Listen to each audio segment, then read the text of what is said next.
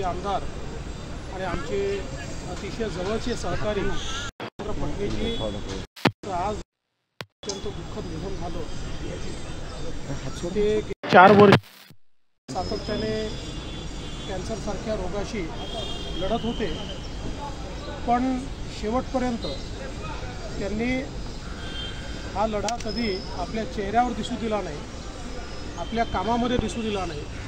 शेवटपर्यंत पटणीजी जनकल्याणाची लोककल्याणाची कामं करत राहिली। अगदी इथे ॲडमिट असताना देखील इथनं मेसेजेस पाठवून वाशिमच्या बॅरेजेसचं काय झालं, त्याला लवकर मान्यता द्या, अशा प्रकारे संपूर्ण जीवन हे जनतेकरता समर्पित पटणीजींचं होतं। असं हे अतिशय समर्पित अशा प्रकारचं नेतृत्व या ठिकाणून अकाली निघून गेलं। त्यांचं वय फक्त 58-59 वर्ष होतं। अशा प्रकारचं आणि एक दीर्घ अनुभव त्यांचा त्या ठिकाणी होता।